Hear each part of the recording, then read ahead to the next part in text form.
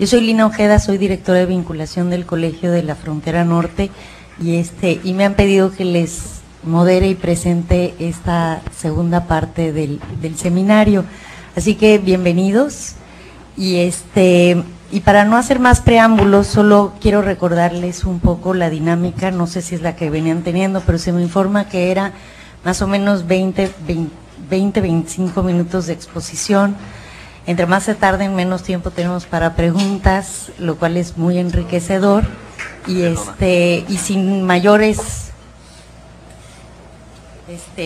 cosas que decir, podemos empezar. Sé que también el primer expositor que está en el programa no pudo venir, y entonces vamos a seguir con el segundo expositor, que es Daniel Blanco, coordinador de la Asociación de Venezolanos Radicados en Tijuana, y su presentación se intitula Situación de los venezolanos en Tijuana. Adelante. Ok. Buenas tardes a todos. Y bueno, para mí realmente es un honor estar aquí delante de ustedes y de estos panelistas que ya han expuesto, la cónsul de Guatemala y cada uno cónsul de Honduras, y los demás que han participado. Y pues soy al menos aquí, ¿verdad? De alguna manera, y quiero, mi participación quisiera enfocarla nada más en la vivencia de los venezolanos aquí en Tijuana. No estamos organizados propiamente, no somos una organización, como lo manifesté hace rato, propiamente gubernamental. ¿Puede hablar en el micrófono? Ah, ok. ¿Sí? Ok. Vamos a corrernos un poquito más para acá. Sin embargo, pues quiero sí participar y darle mis impresiones. Para mí, el licenciado Reynoso dijo que le iba a faltar tiempo, a mí me va a sobrar. Él ya le iba a decir a él, pues cambiemos tiempo por palabra. Y entonces, nada más quisiera hacer un recuento de lo que yo considero de la migración rápidamente, como una introducción para luego entrar en el tema brevemente también de lo que son los venezolanos aquí. Y quisiera no entrar en protocolo, pero le voy a leer lo que yo considero de la migración. Además hay un compañero también que es venezolano-argentino, ¿no? Argentino-venezolano. Ok. El tema de la migración nacional e internacional no es algo nuevo. Es bien conocido que antes de la industrialización del mundo se ha conocido la migración en pequeña, mediana o gran escala. Aún en tiempos más remotos la gente siempre migraba haciendo grandes travesías por tierra y océanos para radicarse en otros lugares que le fuera favorable. Y en los comienzos de la humanidad nos dice la historia que los primeros habitantes del mundo eran nómadas y errantes, pero a todos los caracterizaba un común denominador, y es que todos buscaban una mejor condición y un mejor estilo de vida. Tal vez sea el estímulo de supervivencia lo que hace que las personas abandonen su tierra, su familia y su cultura y se internen en un nuevo mundo que les permita ofrecerles a su familia seguridad, vivienda y alimentación. Afortunadamente los tiempos han cambiado y han permitido que a través de la ciencia y la tecnología los organismos internacionales como la ONU, Derechos Humanos, ONG, Colegio de la Frontera Norte y organismos gubernamentales o no, puedan llevar con más claridad registros de los migrantes del mundo y de esta manera brindarles el apoyo y cuidado que como ciudadanos merecen, velando por sus más elementales derechos. Privilegio que no gozaron los migrantes primeros del mundo. México se ha convertido en refugio y en la segunda patria de aquellos que hemos dejado nuestro hogar temporal o permanentemente. Tijuana, por ser ciudad fronteriza a Estados Unidos y multicultural, si así se puede decir, por la variedad de ciudadanos propios de este país y extranjeros, se muestra más flexible y adaptable en comparación con otras ciudades del país. Los venezolanos en Tijuana hemos asimilado muchas costumbres y el estilo de vida que aquí se lleva sin perder el nuestro. Sin embargo, esto no significa que no hayamos experimentado algún tipo de rechazo o dificultades en menor grado, que más adelante se los explico. Pues pienso que una vez llegados a Tijuana, lógicamente recibidos por algún amigo, alguna empresa, alguna institución religiosa o de cualquier índole, nos da la entrada a la ciudad. Y pienso que en nuestro caso, en el caso de los venezolanos, de alguna manera ya somos conocidos, y lo digo conocidos porque ¿quién no ha visto en las noticias, ¿verdad? O quién no ha oído el nombre de Venezuela, o ha visto a nuestro presidente Hugo Chávez en cualquier información, ¿verdad? Yo creo que todo, hasta una de las cosas que me llamó la atención cuando llegué aquí a Tijuana, es que cuando yo dije que yo era venezolano, me preguntaron de dónde eres, yo le dije soy venezolano, y lo primero que me dijeron fue, ¿dónde es Hugo Chávez? Y yo les dije sí, de allá mismo. Pero hay otras dos cosas por las que me relacionaron, y es que me dijeron, en Venezuela hay mucho petróleo, ¿verdad? Ustedes son ricos. Yo les dije sí, somos un pobre país rico. Y la tercera razón fueron los certámenes de belleza. Venezuela gana muchos certámenes de belleza, son muy bonitas todas las mujeres. Y yo les decía, hay mujeres bonitas igual que en todas partes del mundo, ¿no?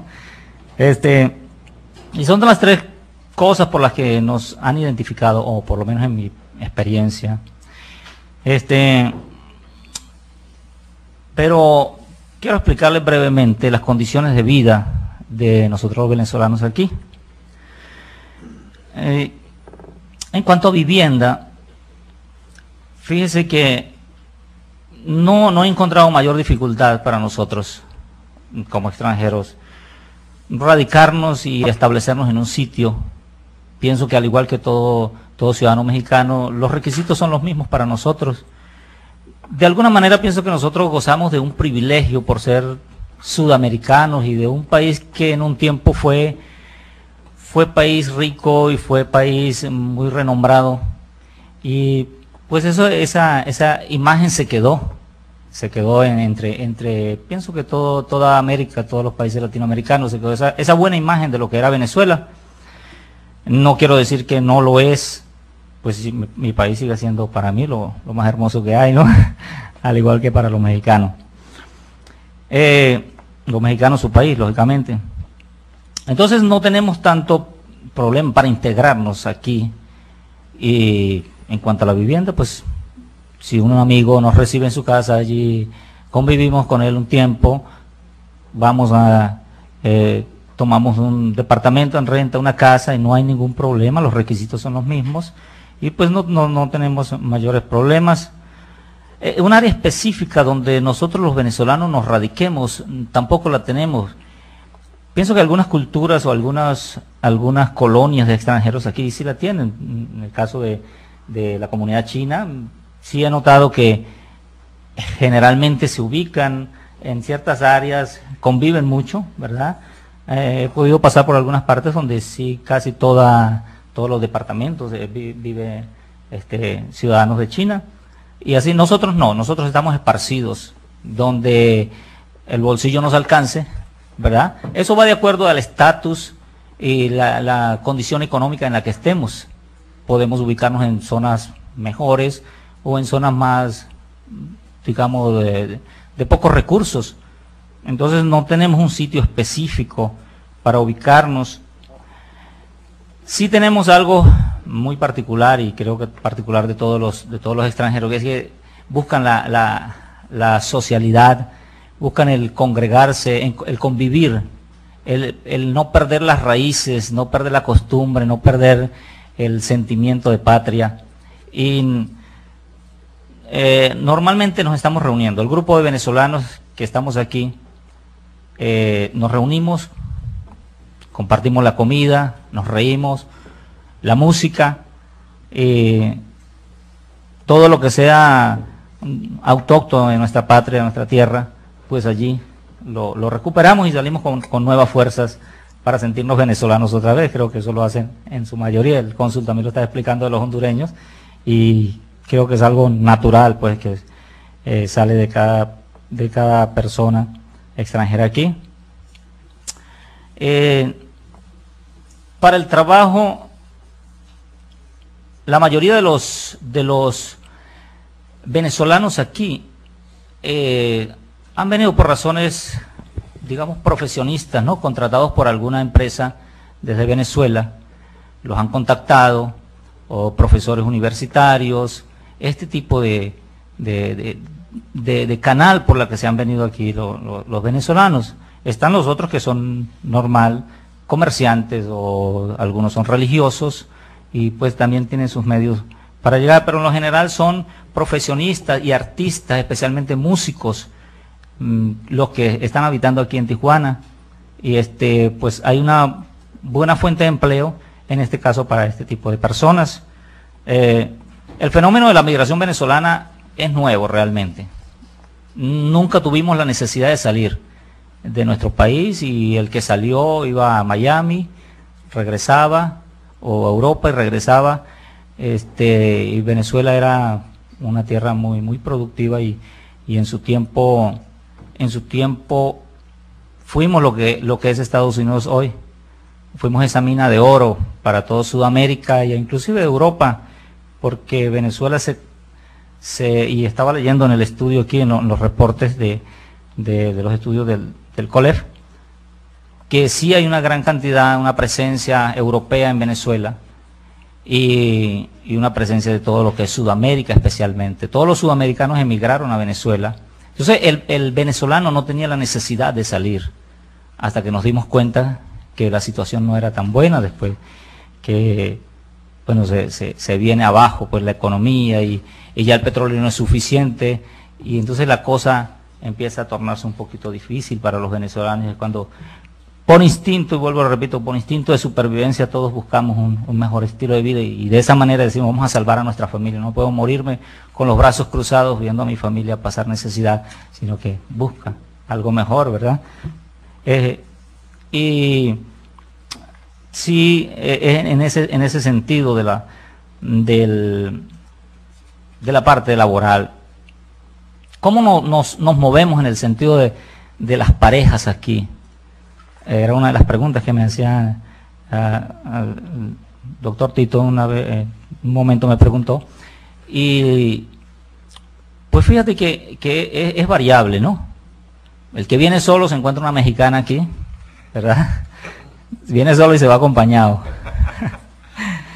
Pero hay una cosa que me llama mucho la atención, fíjate, que yo no pensé que fuera tan fuerte eso, y es el internet. Tengo gran cantidad de amigos venezolanos y amigas que sus novios los consiguieron por internet.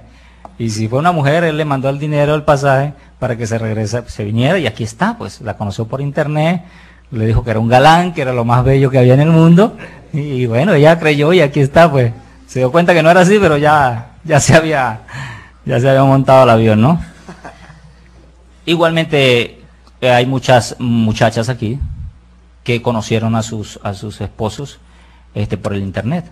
No sé a qué se deba, tal vez la misma necesidad de salir o de experimentar otro ambiente les hace entrar pues y conocerlos por este medio, y sí, arriesgarse, sí, me voy, quiero conocer otro país, quiero vivir allá, y bueno, aquí están. Es una de los, como digo, yo mismo me he quedado sorprendido de encontrar varios, porque no es uno solo ni dos, son varios los venezolanos que no lo conocí por internet, nos conocimos en internet, y así, y se casaron y tuvieron muchos hijos y son felices.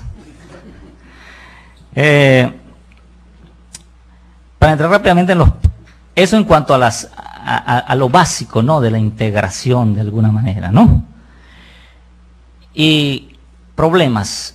¿Qué problemas hemos enfrentado? En razones de trabajo, lógicamente, si uno no está bien documentado, no tiene sus papeles migratorios correctos, pues va a tener problemas para encontrar un empleo. Si está en sus papeles bien correctos con migración, pues no hay ningún problema. Pues, como te digo, generalmente son contratados por empresas, o profesores, o músicos, son representados por algún grupo, alguna orquesta, y aquí están, pues están bien. Pero hay un problema para nosotros, y es el lenguaje nuestro, la manera de comunicarnos con la gente, que de alguna manera algunos nos han tolerado, otros no, otros nos han tomado muy mal nuestra manera de expresar. Por ahí había un cubano que nos decía que qué significaba algunas cosas en Cuba que aquí son un poco delicadas decirlas, ¿no? Y sí, fíjate que, y lo voy a decir claramente, tal vez no hay ningún problema en que, pues son choques culturales en cuanto a la comunicación. 5 días después de yo haber llegado aquí a Tijuana, le dije a una amiga, dame la cola. Y entonces ella se quedó sorprendida que porque yo le estaba diciendo eso. Y no caía en cuenta. Para nosotros dar la cola es dar un ride. Así, llévame en tu carro, o en tu bicicleta, en tu moto. Y entonces cuando yo le dije así, pues sí lo tomó muy a mal y se puso un poco seria, ¿verdad? Lógicamente eso se asimila después ya uno, pero luego otra persona, yo accidentalmente a un hombre, también le dije lo mismo y casi me da una... me tuve que mover un poco porque sí me frunció el ceño y entonces me dijo, oye, ¿qué me estás diciendo? Y yo le dije, él vivía más arriba de donde yo vivía, y entonces me dice, pues, te estoy diciendo que si vas para tu casa que me dé la cola. Y no, y entonces sí se enojó, y sí, dijo, no, tú tienes que aprender a hablar. Entonces fue muy agresivo y tienes que aprender a hablar. ¿Cómo es posible que vas a decir eso? Porque si no, otro te va a dar un golpe y la cosa. Entonces sí encuentra uno ese choquecito por allí. O aquel que le gusta tomar el licor, si lo va a invitar a tomar licor, entonces le dice, vamos a echarnos un palito, ¿no?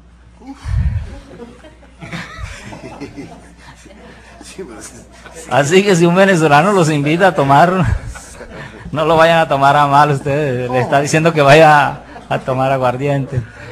Sí, entonces sí, también alguien me comentaba que su amigo estuvo a punto de entrar en problema con él por eso, porque lo invitó a un palito y entonces dijo, no, esto aquí no funciona. Entonces son algunos choques culturales o de lenguaje, y esto para nosotros es de todos los días, de hablar así o decirlo, el pedir un raite es tan todos los días. Yo creo que se menciona la palabra o aquel le dio raite, pero al estilo venezolano pues va a sonar un poquito extraño.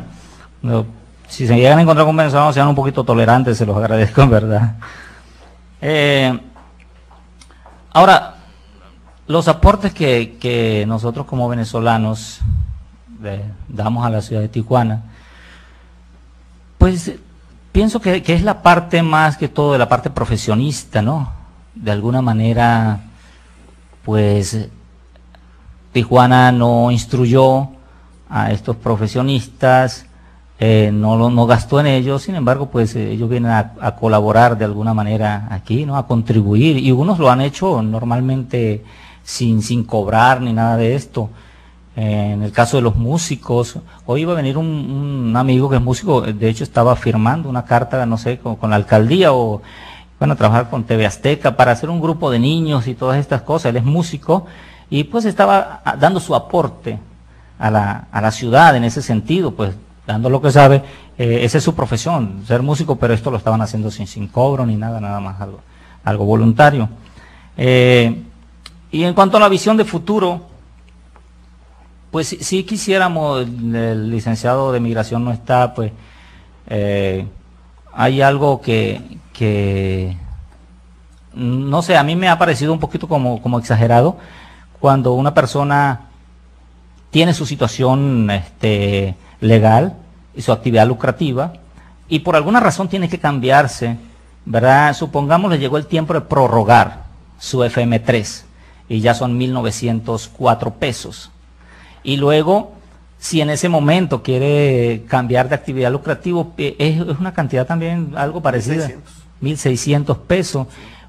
Tal vez no sea tanto, de alguna manera, pero sí pienso que en esa parte debería ser un poquito más flexible y bajar ¿verdad? Ese costo, porque pues si por alguna razón lo despidieron y luego en el otro trabajo pues no se sintió cómodo, por eso tiene que volver a cambiar. Y pues si son como una amiga pues que estuvo trabajando en una empresa, entonces la empresa ya no la respaldó, tuvo que cambiar la actividad, entrar a otra empresa y pues no le fue muy bien también. Entonces ya ese cambio más cambio pues sí genera un poquito de gasto, ¿no?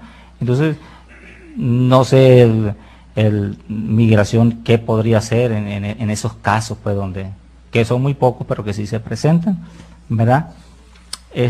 Pues básicamente esa es mi percepción de lo que es los venezolanos aquí en Tijuana. somos una comunidad que apenas somos nuevos realmente, como les digo, apenas estamos emigrando, apenas estamos saliendo, y estamos formándonos, somos un bebé todavía en comparación con comunidades que tienen muchos años aquí, que ya están bien establecidos, bien formados, tienen sus representantes legales, sus trámites los hacen a través de sus abogados o X. Nosotros apenas directamente o con miedo, y lo que le explicaba yo al licenciado también, porque a algunos les da miedo acercarse cuando dejan vencer su FM3 o la forma migratoria de turista, entonces piensan que los van a deportar y todas estas cosas, pero sí nos estamos organizando. Hasta aquí mi corta intervención, y no sé si hay alguna pregunta. Sí. Disculpa, bueno, sí, perdón, me parece que Es debe que- haber un protocolo. Ok, nada más les quiero recordar algo. Hablen al micrófono si es posible, y si los que quieran de allá atrás acercarse, porque luego lo que hacemos es grabar las sesiones.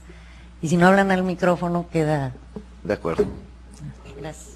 Mi duda es en el sentido, nunca había escuchado que hubiera un representante, me da mucho gusto que lo exista y que recaiga en tu persona. ¿Cómo cuántos venezolanos tú tienes de alguna manera identificados? Fíjate, no hay un número específico, o sea, exacto, ¿no? Nosotros empezamos congregándonos como 15 personas que nos conocimos en migración, y conoció a otro así, y pues somos como unos 40 que realmente somos conocidos, pero de entre ellos cada uno conoce entre 1 o 2 o 3 venezolanos que no se han integrado, que no nos hemos contactado con ellos. No hemos hecho mucho esfuerzo para conseguirlos últimamente, cada uno nos hemos ocupado en otras cosas.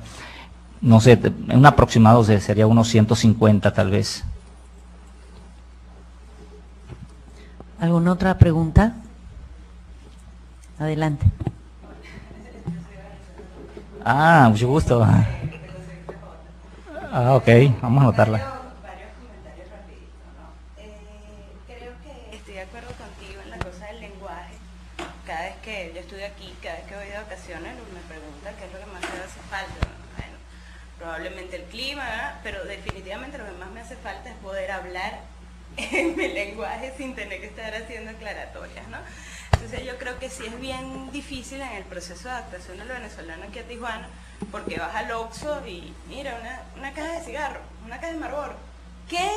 Es que entonces creen que es un cartón Sí. grande, ¿no?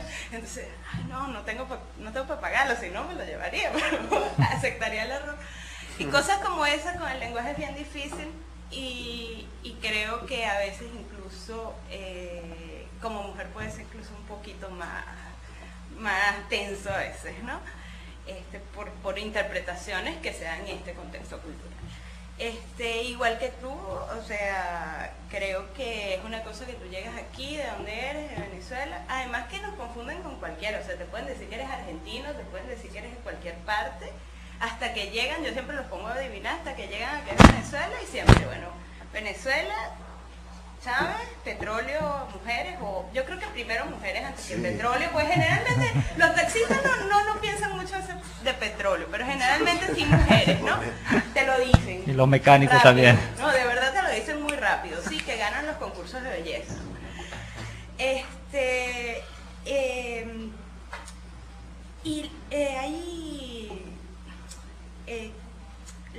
La mayoría de las cosas que tú citabas, yo creo que se aproxima un poco a mi experiencia. Tengo 1 año y medio aquí. Sin embargo, creo que en el marco de tu intervención de la mañana, con respecto a el momento en que no estaban los embajadores, en ese momento fue que a mí me tocó llegar aquí a México, y en la Embajada de México, no había embajador de México en Caracas, me dieron mi FM3, o sea, bueno, yo estoy en una calidad de estudiante, y llegué, me registré en el consulado, y con eso puedo sacarme el pasaporte en la embajada, que de repente tienes que llamar, pedir cita, no sé qué, pero un poco el planteamiento que tú hacías, es como que el baje de las relaciones no llegó a lo consular ni al intercambio académico, por eso estoy aquí, ¿no? Por ese programa de intercambio académico, y creo que en ese sentido ambos estados, o sea, todos sabemos que hubo un impasse de Chávez Fox, pero creo que ambos estados, ambas cancillerías, mantuvieron una política de Estado de mantener los agregados culturales, de mantener ese tipo de vínculos, ¿no?, entre nuestros países. Luego volvieron los embajadores, lo que sea, pero sí un poco observé eso y llegué con mucha preocupación en ese momento. Llegué en el 2006, ya que estaban los plantones en la SDE, y yo llegando, y yo dije, bueno, toda la campaña cuando López Obrador, pero mi experiencia fue positiva a pesar de haber llegado en el marco de esa coyuntura. Ok, sí, tú tocabas una cosa en cuanto a las mujeres, sí son más malinterpretadas en este caso respecto a eso, al lenguaje y al estilo, a lo extrovertido que es el venezolano, más que todo pienso que el caribeño, el cubano, el dominicano, el venezolano, todos los que estamos en la región del Caribe de alguna manera, no sé, el clima, la música, el ambiente nos hace ser como más dinámico, más expresivo. Perdón. Y en el caso de las mujeres, cuando pues expresan eso, se malinterpreta por parte de los hombres o por parte de otra mujer también, porque dice, bueno, ¿y esta qué le pasa? Pues? Ajá, o sea, sí, Bueno, mi amor. Exacto, entonces el venezolano se expresa de esa manera, las mujeres hablan a alguien y le dicen, hola papito, ¿cómo estás, papi? ¿Cómo te va? Y entonces, oye, el otro piensa que le está diciendo, mira, no, sí, ya la conquisté. Entonces, no, es una manera de expresarse. Lo bueno es que las mujeres venezolanas aquí le han comentado pues ya a sus novios, cuando tienen sus novios aquí en México, y pues que esa es su manera de expresar. Pues yo me encuentro con las venezolanas y generalmente se me dicen, papito, papacito, ¿cómo estás? Y bien, vale, chévere, y un besito y la cuestión, pero todo queda dentro de la amistad normal, pues, que no se ve, que eso no lo ve la parte de México, no la ve así, lo ve que, oye, ¿y esto? ¿Qué, pues, le está diciendo papito delante del otro? No, chico, tú eres un mandilón entonces. Entonces, como un poquito de tolerancia o que se pudiera conocer más nuestro estilo, nuestra manera de ser. ¿La pregunta? A ver, va a ser la última porque el tiempo ya... No, solamente un comentario corto. Me llama la atención el papel de las redes sociales en la migración, lo que vos estás señalando con respecto al papel que juegan acá en Tijuana, cómo se reúnen, cómo tratan de mantener las costumbres, cómo inclusive son parte, digamos, de esa cadena migratoria que viene de Venezuela hacia Tijuana. Y lo segundo es que con la migración venezolana, que vos decís que están en pañales, ¿verdad? Prácticamente, me parece estar viendo o observando cómo empezó la migración esta moderna latinoamericana a partir de los años 70, que empieza así, digamos, con migración de profesionales o con gente, digamos, con cierto perfil, lo cual quiere decir que hay ciertos países de América Latina que se están incorporando tardíamente, digamos, por llamarlo de alguna forma, al proceso de migración, digamos, más global. Lo digo porque en el caso costarricense pareciera estar confirmando esta tendencia, ¿no? Costa Rica hasta hace algunos años había sido considerado como país receptor de población migrante regional y últimamente se ha vuelto un nuevo emisor de población hacia Estados Unidos, ¿no? Entonces son países que se están incorporando unos 20 años tarde, digamos, al proceso migratorio, pero igual van evolucionando hacia las características que hemos visto, digamos, acá en la mañana, y que tienen que ver con el tema de modelos de desarrollo versus la posibilidad de que la gente no salga de sus países, etcétera. Bueno, un poco ese análisis, ¿no? Sí, un comentario que estaba haciendo. ¿Quiere contestar algo? No, pues sí, que está muy claro y le entiendo perfectamente lo que dice, ¿no? Es algo que, igual que en nuestro país, Costa Rica, pues está en la misma condición, ¿no? Son nuevos en esto. Bueno, pues le damos mucho las gracias y pasamos a la siguiente presentación para ver otros casos. Y en representación de Manuel Guevara está William Yu, que va a presentar el gobierno municipal y los extranjeros en Tijuana. Adelante, por favor. Muy buenas tardes. William Yu, soy director de Relaciones Públicas e Internacionales de la ciudad de Tijuana. Una disculpa que no pueda acompañarnos el ingeniero Guevara, sus actividades están intensas en este momento y, como todos ustedes ya saben, una de las gran problemáticas que tenemos en nuestra ciudad, la inseguridad, está todo lo que da en estos momentos. Manuel, dije, bueno, ¿a quién puedo mandar que pueda ser un ejemplo del extranjero en Tijuana? Y me manda a mí en su representación. Yo soy de origen coreano y soy un ejemplo de lo que los extranjeros están haciendo aquí en la ciudad de Tijuana. Creo que soy el único extranjero en la administración de Jorge Ramos, pero ya tengo varias administraciones en las cuales he participado ya como funcionario público. Quisiera hacer una presentación, si me permiten. PowerPoint. No se ve ese otro. ¿Es otro?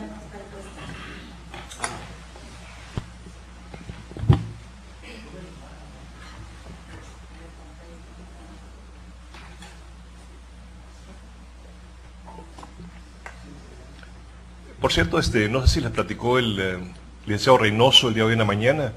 Estuvimos toda la semana pasada en reuniones en Ciudad Juárez. Hubo una reunión de ciudades fronterizas sobre el tema migratorio y seguridad.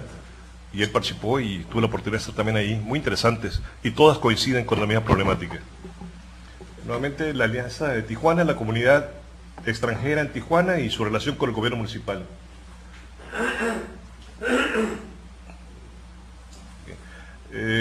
Esto es de conocimiento de todos ustedes. Cada año 300,000 centroamericanos y sudamericanos pasan por México rumbo hacia la frontera norte, habiendo aumentado el 70% respecto al 2002.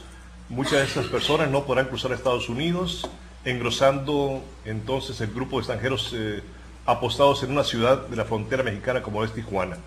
El problema, nuevamente vuelvo a hacer hincapié, todas las ciudades de las fronteras ahorita, las 30 y tantas ciudades, pero la que lo sufre más es Tijuana, bajo las estadísticas es Tijuana. Next. No tengo ni aparato. Con el incremento de las deportaciones como parte de la más intensa política antimigrante en Estados Unidos, la Casa del Migrante en la ciudad de Tijuana está recibiendo un promedio de 100 personas diarias deportadas al día.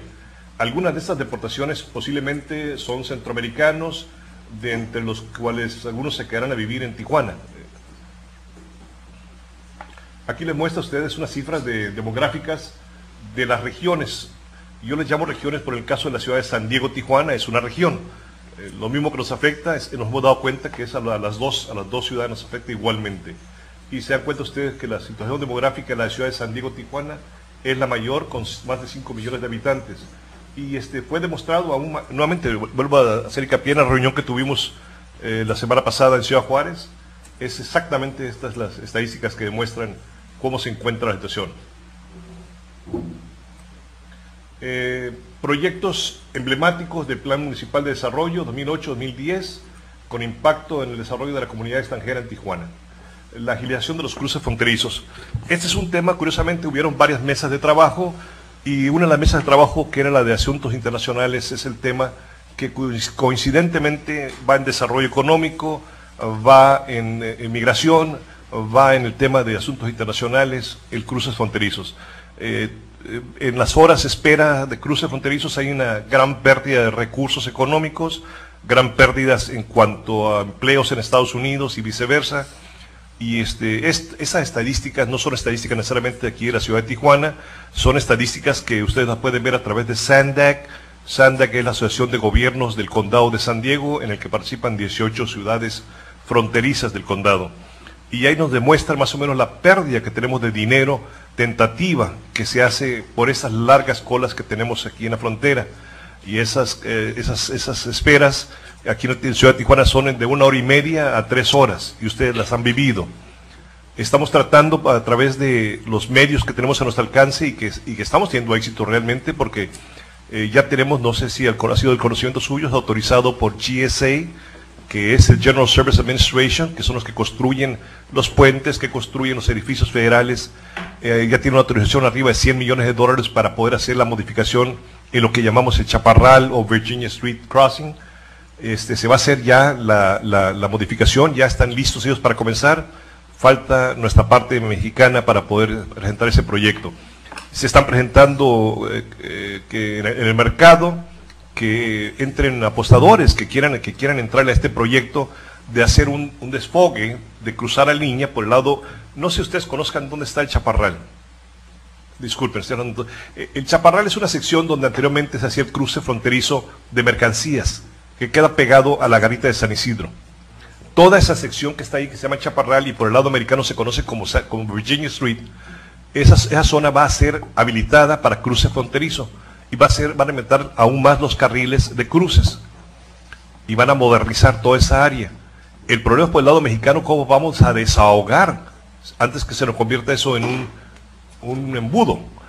Yo insisto, el municipio, ahorita hemos hablado con una gran cantidad de compañías que quieren entrarle a privatizar, o sea, hacer lo que se llama en inglés un double decker, un acceso que vaya sobre la vía internacional rápida hacia Playa de Tijuana, porque el que va para allá esa zona, y que se haga una zona de cuota, una carretera de cuota se está presentando y está siendo visto con muy buenos ojos. Hablando sobre el tema cuota, no sé si alguno de ustedes ha visto que en el lado de San Diego se acaba de construir un freeway que se llama el 125, también un freeway de cuota que está siendo muy benéfico para la zona. Bueno, en Mesa de Otay tenemos la situación que tenemos ahí, que hace 35 años o 30 años se construyó en la Mesa de Otay. De ese entonces a la fecha no hay nada, y no parece que va a haber nada. Y no queremos que se espere estos otros 30, 40 años a que nos construyan otra opción más, cuando que ahorita es una necesidad imperiosa de que se construya otro cruce fronterizo en el que se atienda la cuestión turística, que se atienda la cuestión de cruces de transporte, de carga, que sea peatonal a la vez, y se está proponiendo, y coincidentemente hay una coincidencia de criterios aquí de todas las organizaciones, llámese de la Administración de la Ciudad de Tijuana, del IMPLAN, con las organizaciones de Estados Unidos, en que se construya una garita de paga, de cuota. Esto realmente es una opción que siento que es ventajosa para ambos lados, y nos deshogaría cantidadmente el tráfico a nosotros aquí. Por el otro lado tenemos la rehabilitación de la zona centro. Todos ustedes que viven en esa zona han visto lo que ha pasado en la ciudad de San Diego, lo que se conoce por el Gaslamp District ahorita. Imposible hacer algo de esa magnitud aquí en la ciudad de Tijuana. Se está trabajando con la Asociación de Comerciantes de la zona centro, Asociación de Comerciantes de la Avenida Revolución, el Comité de Turismo y Convenciones, el CDT, en un plan maestro, un plan que pudiéramos llevar a cabo toda un remozamiento, una recuperación de esa zona. Por el momento sí les puedo explicar algo que hemos hecho. La seguridad en la zona centro está al 97% resuelta. O sea, ese primer cuadro de la ciudad en estos momentos la tenemos bajo vigilancia estricta. Cualquier carterista, cualquier cosa que existía en este momento lo tenemos completamente vigilada. Y ya tenemos así como aproximadamente como mes y medio que hemos tenido esa calificación. No por el resto de la ciudad, como ustedes sabrán, pero estamos empezando por la zona centro. Modernización de la administración municipal. Nuestras ciudades se inventan y se reinventan cada 3 años. Sentimos que es un grave error, sentimos que no es suficiente tiempo, 3 años, perdónenme, para llevar una administración efectiva, y estamos pidiendo que se permita la reelección, que se permita que se extienda el periodo en lugar de 3 años a 4 años. Ya en el estado de Coahuila ya se lleva a 4 años el término de un gobierno municipal. Entonces aquí en la ciudad de Tijuana estamos haciendo algo diferente. Se llama la administración, la figura del administrador de la ciudad. ¿Cuál es el propósito de crear ese administrador de la ciudad? Que esa figura sea una persona apolítica, que una persona que no entró por designación del presidente municipal, ni entró por el partido, que sea una persona que tenga capacidad, preparación en el área administrativa municipal. En estas veces que apenas estamos haciendo en los inicios de él, se formó la figura del administrador de la ciudad, que es una persona que, si lo ven ustedes en el organigrama, se encuentra casi la mayor parte de la administración se encuentra colgada de esa figura.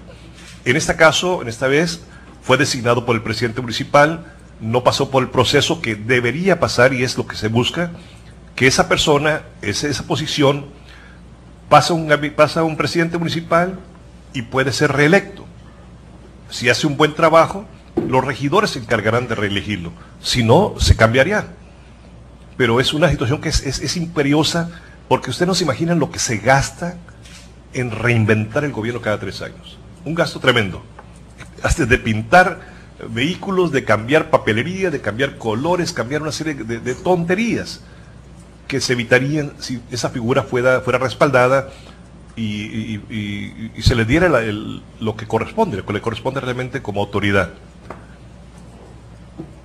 Dicha administración está integrada por otros 2 departamentos que se encargan de hacer unas calificaciones, algo que nunca se había hecho también, en el que se nos va a vigilar a todos los funcionarios que cumplamos nuestro trabajo, que cumplamos nuestras metas, que cumplamos nuestros presupuestos, que están vigilándolos, aparte de la sindicatura. Esta es una calificación en cuanto a nuestra capacidad de desempeño y si hemos ejecutado nuestros planes de trabajo. Si no lo hemos hecho, la administración nos dará nuestra calificación y así hemos entrado por cuestiones políticas, lo que sea, seríamos despedidos. Corredor Tijuana-Rosarito. En esto ustedes han visto lo que ha pasado, pero teníamos un boom en cuanto a las construcciones de condóminos y hoteles aquí en la zona costa, que creíamos que iba a ser la respuesta de la bonanza que íbamos a tener en esta zona, y desgraciadamente la situación que impera en Estados Unidos nos ha causado que esto se ponga en stand-by por el momento, pero es otra de las acciones que teníamos nosotros al respecto. La otra viene siendo el plan de turismo.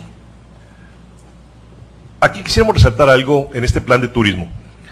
La ciudad de Tijuana se encuentra privilegiada, yo siento que sobre otra ciudad fronteriza, por tener al estado de California simplemente como nuestros vecinos. Nuestros ciudadanos aquí en la ciudad de Tijuana, nuestros hijos, es una nueva generación que va a venir aquí o que ya está aquí en la ciudad de Tijuana, en el cual se sienten cómodos en ambas culturas, en San Diego como en Tijuana, van a las mismas universidades, toman el agua de la misma fuente de la sabiduría, hablan los 2 idiomas como si fueran suyos. O sea, una generación que rara vez lo encuentran ustedes en muchas partes del mundo, no se encuentra. Y aunado a eso, esta emigración que ha habido de extranjeros, de China, de Corea, que vienen de otros países, a Japón, que vienen aquí a Tijuana, es curioso, hablamos 3 idiomas. ¿Dónde se da esos casos que sean naturales, como lo es Tijuana? Y siento que ese tipo de ciudadano es algo que debe resaltarse, que tenemos en nuestra región, que tenemos, para mí le llamo lo mejor de los 2 mundos. También otra ventaja que tenemos aquí en nuestra ciudad, este flujo constante de ciudadanos de Venezuela, que vengan de Honduras, que vienen de China, que vienen de Corea. Yo, en vez de verlos como una carga, yo los veo como un beneficio en nuestra ciudad. Es algo que nos mantiene activos, es algo que nos tiene completamente frescos y refrescándonos. Es algo en el que nuestra ciudad no va a estar quieta. Nuestra ciudad está con una constante renovación. Es donde entran las ventajas de los extranjeros que vengan a esta ciudad y se convierta en lo que le llaman en inglés en melting pot de México realmente, porque ya vemos ciudadanos de todas partes del mundo aquí en esta ciudad.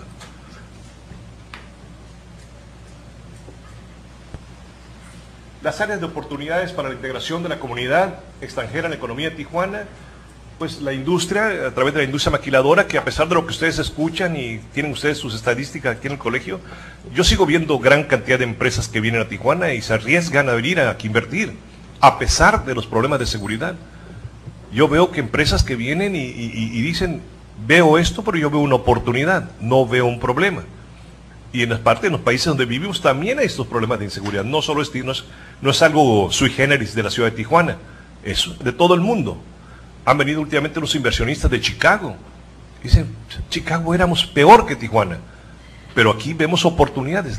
Ellos ven el lado bueno, o sea, donde hay nuevamente, ¿por qué venimos de otros países a esta ciudad? Porque vemos la oportunidad que no tenemos en nuestros países de origen. Entonces, el caso de las inversiones que estamos viendo aquí en Tijuana, que estamos viendo que a pesar de que ustedes ven en la prensa que la criminalidad y los problemas que tenemos, hay una gran bonanza ahorita de inversionistas. El turismo, comercio y servicios. Hay planes aquí en el ayuntamiento, ustedes no sé si estén enterados, que se llama Mi Crédito, en el que el ayuntamiento les facilita créditos pequeños, no muy fuertes, pero que ayudan a una persona que tiene el deseo de instalarse en una pequeña microempresa, se le puede apoyar. Ahí lo tenemos en el departamento, que es Mi Crédito, en el ayuntamiento. En la información para la toma de decisiones, gracias a Dios que existe un colegio de la frontera, gracias a Dios que existen otras dependencias en las cuales nos pueden dar informaciones para hacer más ágil nuestra toma de decisiones, pero parece mentira, no tenemos organizado nosotros las especificaciones estadísticas de una Cámara de Comercio, o de una Canirac, o de un Cotuco, o un DICTAC, o un CDT. Cada quien tiene su información y no es compatible una con otra.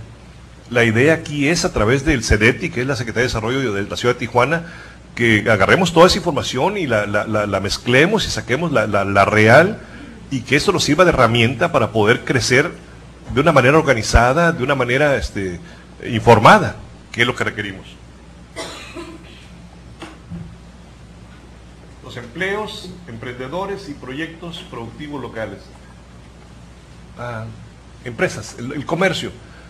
Les quisiera platicar una anécdota. Los coreanos, simplemente de donde yo soy originario, en 1905 llegaron a México, los trajeron a trabajar en el Enequén, porque el indio maya no quería trabajar con el Enequén. Han pasado 100 años de eso, y yo te puedo decir que no existe un solo coreano trabajando en las haciendas enequeneras. Están trabajando en el comercio, y ya en esta etapa ya son profesionistas, ya son industriales, pero hace 100 años eran esclavos. Y México es un país de oportunidades. Y en Tijuana, si voy a decir una broma, en Tijuana es tan noble Tijuana, que hasta a los maleantes les va bien.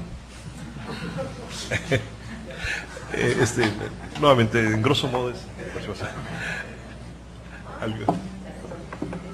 Muchísimas gracias. ¿Hay alguna pregunta para el señor William Yu? Adelante. Las políticas que ha mostrado parecen estar dirigidas o al ámbito del desarrollo económico o a personas que vienen sobre todo con alguna inversión. Definitivamente.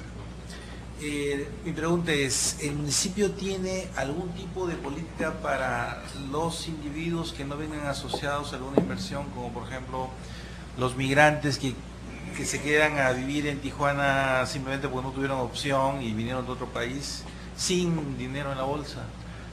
Realmente, contestación no la hay. Hay oportunidades, las hay, eso es definitivo en esta ciudad. Decir un programa específico, no lo tenemos. Adelante, por favor. Yo me quería referir con respecto a esto. Con lo que yo les comentaba, de que habían guatemaltecos que habían logrado su regularización migratoria en Chiapas y que de ahí habían venido acá buscando oportunidades. Ellos se encuentran con el problema de que quieren trabajar en las maquiladoras, pero como no han tenido, no es un contrato o algo en la maquila, entonces no pueden cambiar de condición. De actividad lucrativa. Ajá, de actividad lucrativa, sí. Nada más es un comentario, eso tal vez después con migración lo podríamos hablar, ¿verdad? Sí. Pero eso, No se está enterada, cónsul, cada 3, cada 4 años, por ejemplo, el caso de Honduras ya lo fue, República del Salvador, el mes próximo, y me están hablando, quieren manejar su consulado móvil. Una vez lo hicimos, Miguel, yo fui delegado un tiempo de ellos. Sí. Y también nos pidieron favor, a través del ayuntamiento les permitimos las facilidades y hemos legalizado a cantidad de gente a través del consulado, y nosotros hemos recibido sus papeles legales. En este caso viene siendo la República del Salvador el que nos está pidiendo esa participación. Pero buena iniciativa. Sí, nomás que por acá tengo 2 preguntas antes. Por favor. Sí. Luego, en el micrófono, por favor. ¿Cómo pudiéramos tener información sobre la caja de crédito municipal que usted mencionaba? ¿La qué? Los créditos municipales. Al fondo, si llama a tarjeta, yo le mando información. Su email, si me da su email, su información se la mando inmediatamente. Sí, nosotros estamos tratando de instrumentar algo parecido en la región fronteriza dominicana. Perfecto. Partiendo de los recursos fiscales que se obtienen del comercio, invertirlo en este tipo de caja de crédito municipal. Pero tenemos pocas experiencias viables sobre el asunto. Se me interesaría conocer cómo ha funcionado, problemas, Claro. etc. Hay un problema, que realmente queremos que ese dinero se regrese y se vuelva a reinvertir. Y ha sido triste la historia de la regresada del dinero, ¿no? Pero se sigue el programa y lo tenemos en pie. Con todo gusto se lo comparto. Si me da su email, Sí, se lo mando con todo gusto. Lo veo. Ay, Tal vez en la misma línea de la pregunta anterior de Tito, ¿tienen algún programa que se proponga, digamos, la integración social, cultural de las personas migrantes que están en Tijuana o del todo no lo trabajan? Fíjate que te mentiría si te inventara una. No. Sé que el Departamento de Desarrollo Humano está con ese tipo de condiciones, quieren hacer algo al respecto, pero la pregunta me la llevo, y si me das tu email te prometo que te la contesto. Muchas gracias. Te prometo. Gracias. Bueno, la última pregunta va a venir de este lado. ¿Usted quería hablar? Sí. Adelante, por favor. Muchas gracias. Penúltima. Estimado Willy, fíjate que yo en mi exposición, que fue muy breve, había dejado una parte como visión a corto plazo. Y en las cuestiones que yo manejaba como algo a corto plazo para implementar, tengo la creación de una matrícula consular como la que tienen los mexicanos en el otro lado, en Estados Unidos, que aquí no tenemos. ¿En qué sentido? Bueno, que hay mucha gente, en el caso de Honduras, por ejemplo, que no tiene una identificación fuera de una constancia de identidad que nosotros le damos, que no tiene mayor validez, bueno, más que es pedida por nosotros, pero tienen problemas con las licencias para manejar, que eso es municipal, eso es estatal, pero no sé, tener alguna clase de identificación para las redadas que tienen de parte de la policía. ¿Te refieres como a la CURP? No tanto, porque no tiene que ver nada con Hacienda, pues. Una como la que tiene la matrícula consular que expiden los consulados mexicanos en el otro lado, pero que reconoce algunos municipios, al igual que bancos, y pueden tener su tarjeta de crédito con eso, su cuenta de banco.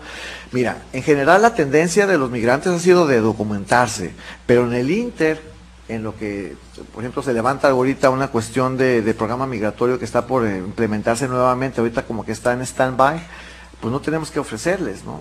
¿Pudiera considerarse algo así como una posible solución o que se llevara a un grado mayor de Lo que pasa eficacia? Es que eso es el país el que lo tiene que sacar tiene su que tarjeta emitir. de identificación consular.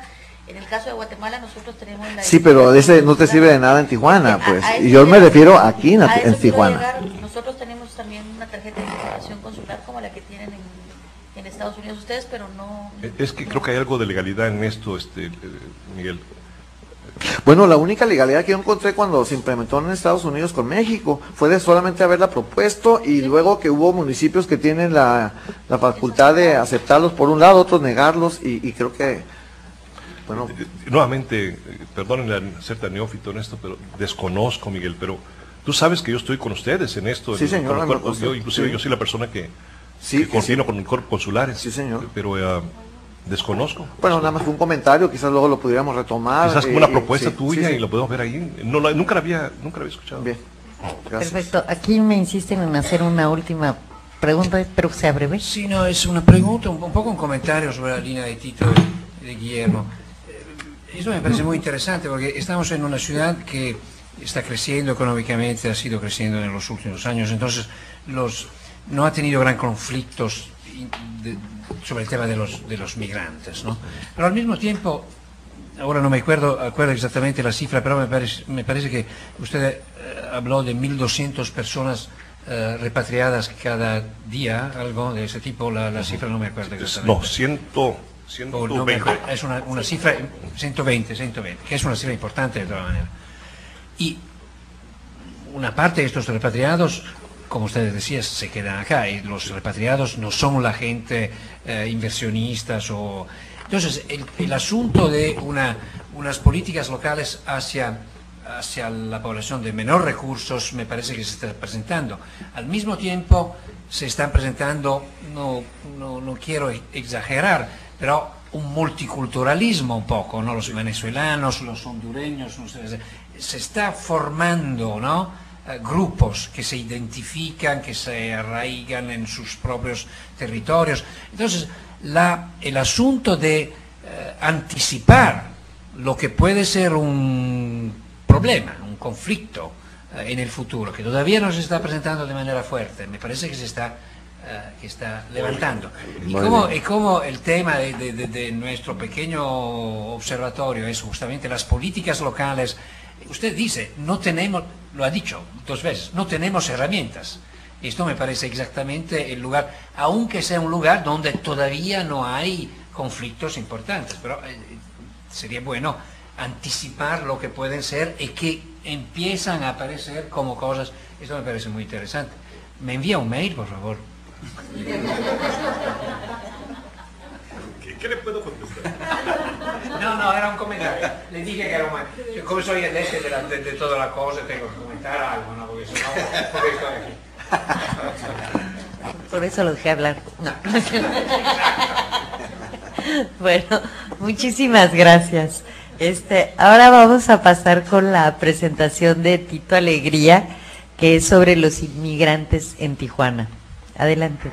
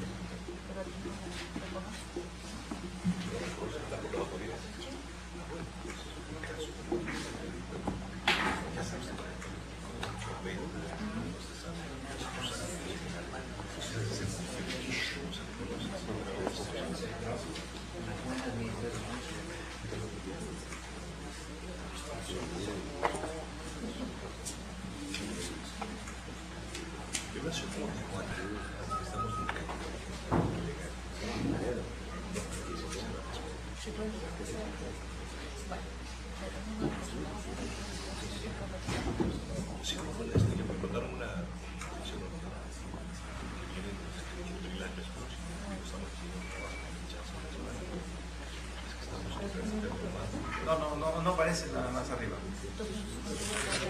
Yo le digo. Yo le aviso.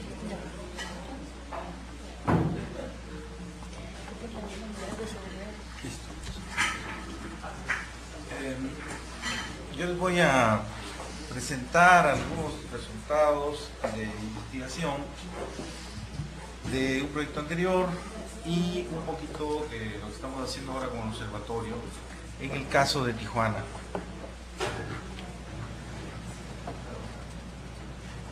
Primero, algunas estimaciones de extranjeros en Tijuana. Como verán en esta estimación, los residentes de Tijuana que tienen nacionalidad de Estados Unidos son la gran mayoría. Pero como los residentes tijuanenses sabemos, buena parte de estas personas nunca vivieron en Estados Unidos, nacieron solamente en Estados Unidos. Y es muy difícil diferenciar entre aquellos que realmente emigraron hacia Tijuana de los que estuvieron viviendo todo el tiempo aquí. Y esa es una razón por la cual también se dejó un poco de lado, una razón por la cual se dejó de lado a este grupo en el análisis, en el estudio. Y nos concentramos más bien en el estudio del resto de inmigrantes. Ok, de ese resto de inmigrantes, la gran mayoría son de origen chino. Según estimaciones y basados en entrevistas con el cónsul de China, que no pudo estar hoy con nosotros, y el representante de la colonia china, que tampoco pudo estar con nosotros hoy día, la estimación es alrededor de 9.000 chinos al año 2004. En total, incluyendo a los que tienen ciudadanía de Estados Unidos o nacieron allá, es 4%, pero del total no estadounidense es 1%. Y si contamos el número de familias que cuentan con algún miembro que sea extranjero o de inmigrante extranjero, el total es 2% de las familias tijuanenses. Y estos extranjeros provienen de 37 países de todo el mundo, como vemos. Ok.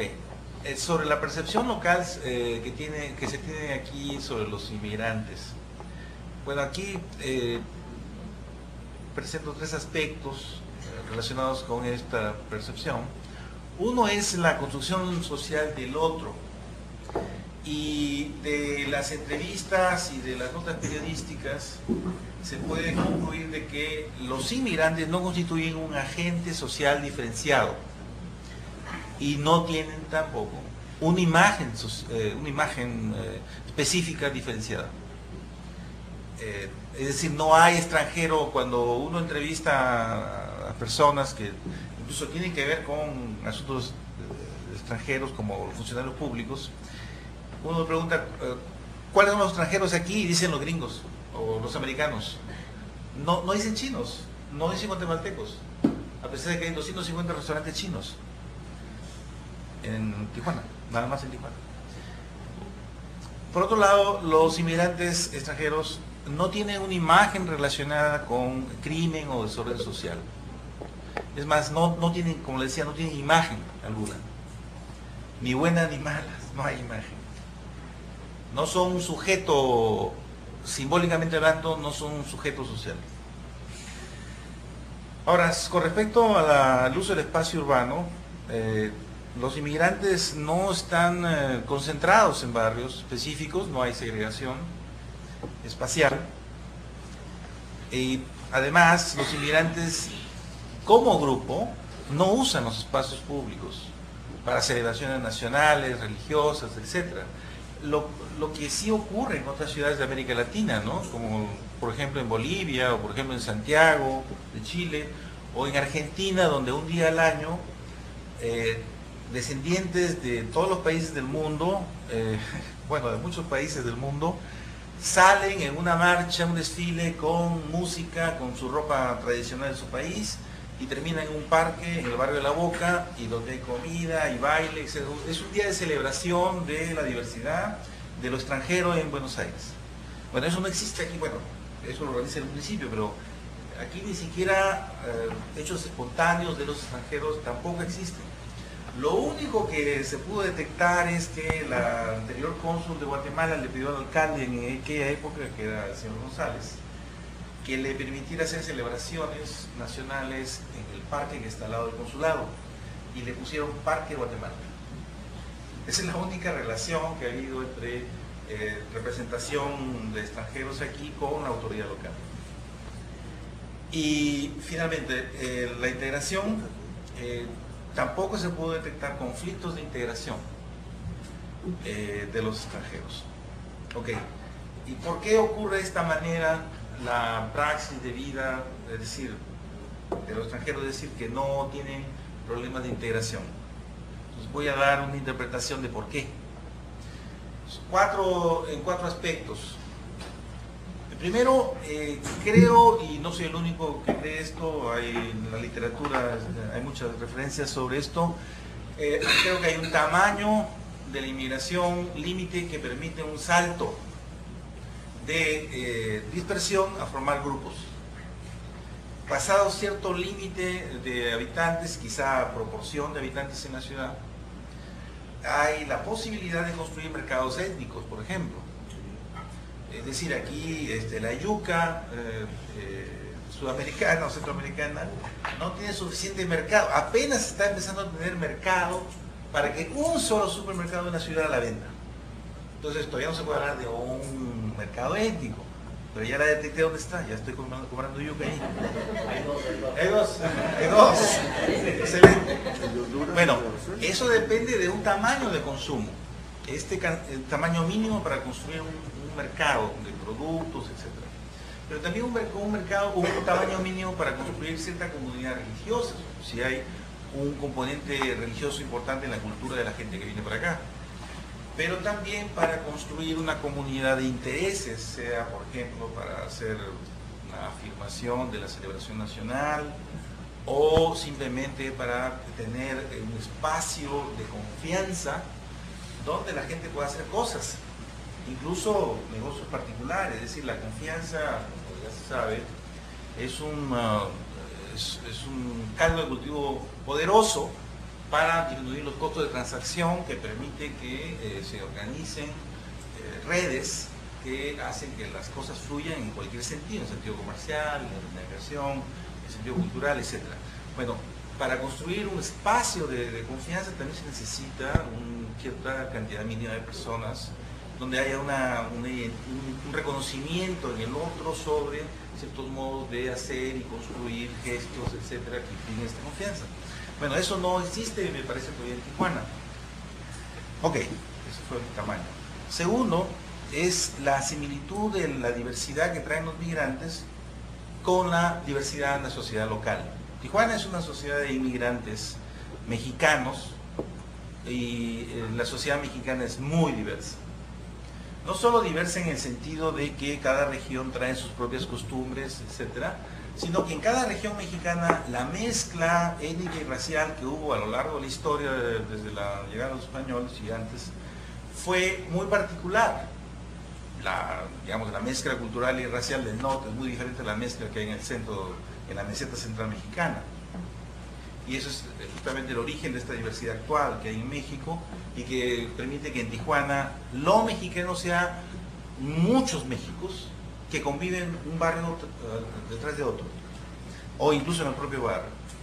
Entonces es muy común de que al lado de un veracruzano que hace su fiesta cada semana, esté un sonorense que está haciendo carne asada cada tarde, ¿no?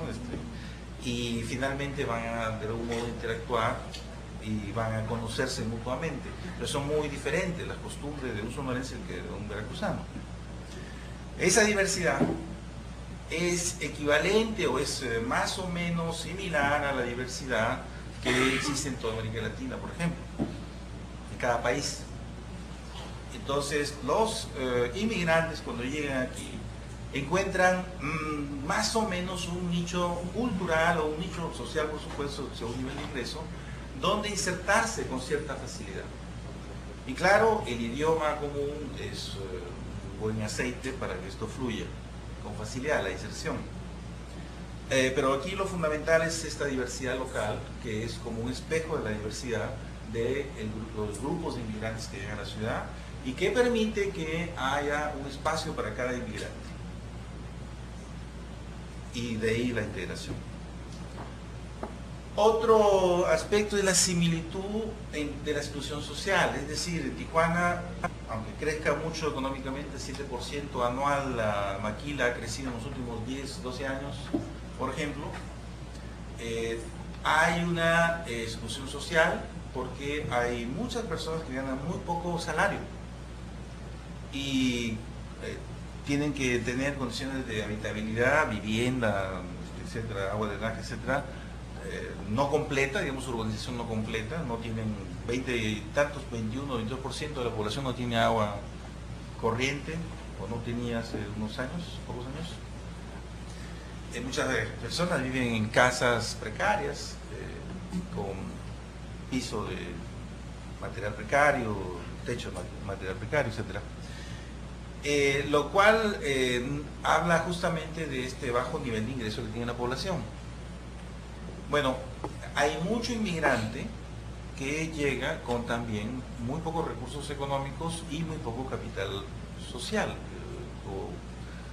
digamos, estudios, entrenamiento, etcétera, que fácilmente se puede mimetizar con los marginados locales. Entonces, este espacio de marginación nacional mexicana es también un espacio donde caen muy fácilmente, se integran fácilmente los, vamos a llamarle, marginados inmigrantes, aquellos que llegan y tienen un salario muy bajo en sus empleos. Y la cuarta forma o factor de inclusión social es, por supuesto, el crecimiento económico que permite una absorción laboral de los inmigrantes. Y esta absorción permite que los inmigrantes no aparezcan como competidores de los trabajadores locales, que ha sido, digamos, un argumento que se usa para explicar los conflictos de los locales con los inmigrantes en países del primer mundo. Aquí yo creo que extrapolando, si es posible extrapolar esta causalidad, se puede decir que esa causalidad no aplica porque aquí hay empleos, porque está creciendo la economía. Por lo tanto, no hay conflicto, no se ve como un competidor al inmigrante. Y segundo, justamente porque tienen empleo, no se les ve como excluidos como grupo, como extranjeros.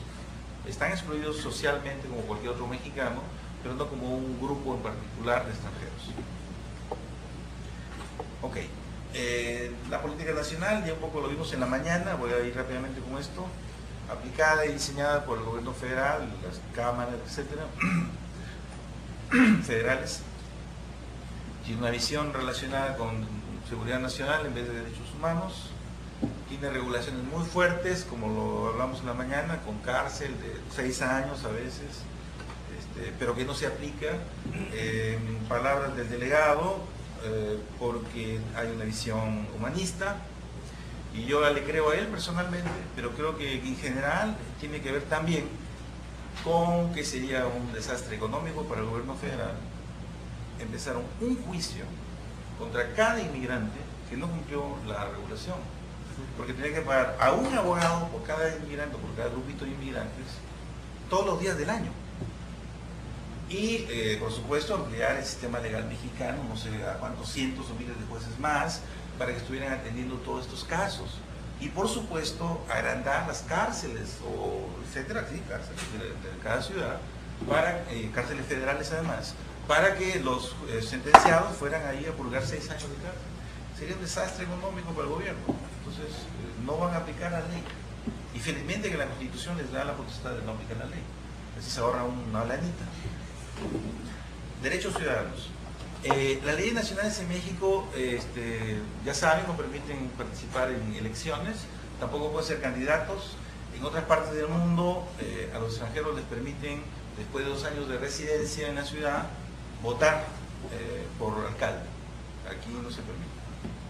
Y los extranjeros no tienen derecho a tener propiedad inmueble en fronteras ni al lado del mar.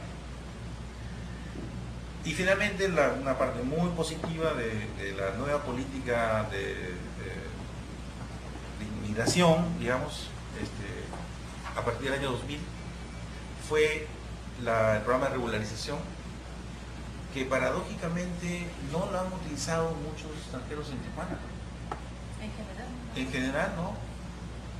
Pero parece que a nivel nacional ha sido proporcionalmente mucho mayor la utilización de este programa de regularización, porque es un programa muy fácil en realidad. Bueno, aquí yo he hablado con varios funcionarios del Instituto Nacional de Inmigración y mi conclusión es similar a lo que dijo el delegado, de que se le da confianza al extranjero para que llegue, de que no se le va a deportar y haga sus papeles. Si no sale, pues ya chao, te vuelves a la clandestinidad. Pero si sale bien su papeleo, entonces le dan su visa. Y sin embargo, hay muy pocas personas que han usado esta facilidad. Finalmente, en las políticas urbanas, lo que vi de lo que he analizado de la información es que el gobierno municipal no tiene una política formal dirigida, como lo dijo William, directa, dirigida a los residentes extranjeros, pero tiene una política indirecta a través del apoyo que da a las organizaciones no gubernamentales que apoyan a los migrantes nacionales, y hay bastantes en Tijuana. De los 250 ONGs registradas que había hace poco tiempo, más o menos una tercera parte se dedicaba a asuntos migratorios y de salud y de alimentación. Y muchas de ellas tenían que ver con los migrantes. Entonces, cuando llegaba un migrante aquí, eso, bueno, supe 2 casos, por ejemplo, ONGs, por ejemplo, que se dedican a cuidar, rehabilitar a drogadictos y a gente que está en el alcoholismo.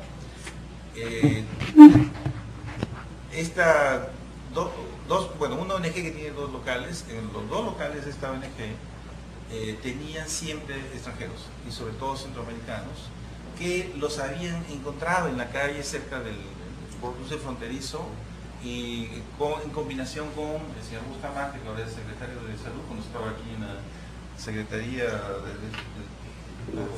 la dirección que tenía aquí, llevaban a estas personas en convenio con las ONGs, y no les preguntaban, sí les preguntaban en la ONG de dónde eran, pero todos mentían, que eran mexicanos, pero en las ONG sabían que eran extranjeros y no había problema. Entonces, estas ONG recibían una cantidad de dinero del municipio o vínculos para conseguir empleos, estando viviendo en las ONGs, porque son refugios, podían salir en el día a trabajar. Entonces, de esa manera, tenía un empleo también con ayuda de los vínculos municipales. Entonces, las ONG son un medio de política indirecta municipal.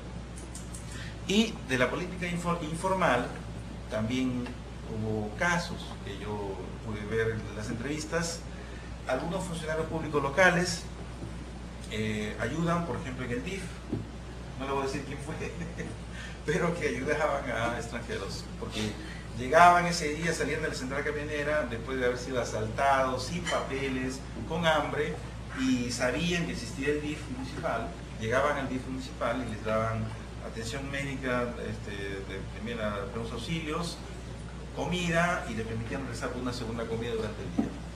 Eso era un alivio enorme para los recién llegados. Y de eso me contaron 2 o 3 historias. Y finalmente, los funcionarios, o sea, la policía municipal, no aplica una política que por ley debería estar aplicando, que es buscar, no buscar, pero si encuentra extranjeros indocumentados, tiene que llevarlos con el señor Reynoso, que estuvo aquí en su oficina, porque así lo dice la ley. Lo que pasa es que los policías no hacen esa función, entonces no hay problema. La policía municipal no es un problema para los inmigrantes, salvo aquellos policías que quieran cobrarles una mordida por dejarlos en la calle. Ok, nada más. Muchas gracias, Tito. ¿Preguntas o comentarios? Por favor.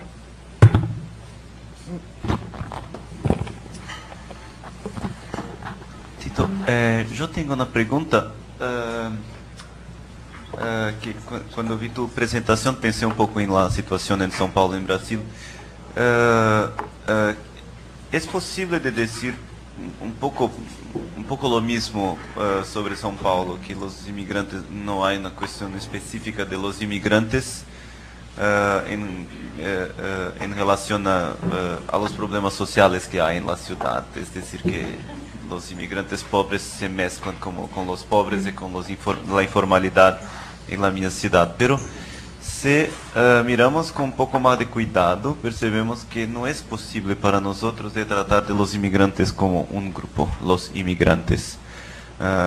Seguramente los inmigrantes que vienen de países como Argentina, como Chile, como Venezuela, para no decir de los europeos, no hay problemas específicos que dicen respecto a su integración, a sus condiciones de trabajo, así por delante. Pero si miramos los inmigrantes bolivianos, un poco peor los peruanos y hasta peor los africanos como grupos específicos, entonces vamos sí identificar en la misma ciudad problemas que son específicos de estos grupos, malas imágenes, cuestiones que son específicas, prejuicios, tratamientos que son diferenciados, distintos de los que se hace a los africanos y a los argentinos, por ejemplo, cuando los están indocumentados. Entonces te pregunto, si tú piensas que es posible de tratar a los inmigrantes como un grupo, los inmigrantes, y si será posible de investigar para acá, para el ejemplo de Tijuana, grupos específicos dentro de los inmigrantes. Seguramente hay los grupos de los negros caribeños, hay los grupos de los brasileños, otros grupos. Imagínome que ellos sufren niveles diferenciados de segregación y de prejuicios acá, ¿no? Yo creo que sí, por supuesto, cada grupo tiene sus particularidades, pero creo que las cosas comunes son más importantes y creo que tiene que ver con el hecho del número. Todavía no hay un número suficiente para esta afirmación como grupo. Pero sí, por ejemplo, los chinos tienen una particularidad, yo creo que tiene que ver con el idioma. Mucho inmigrante chino tarda mucho tiempo en aprender el español. Y es muy fácil casi en cualquier restaurante chino de las áreas centrales, las áreas que más crecen económicamente en la ciudad, uno encuentra meseros, meseras que casi no hablan español, siempre. Y son diferentes personas cada mes, ¿no?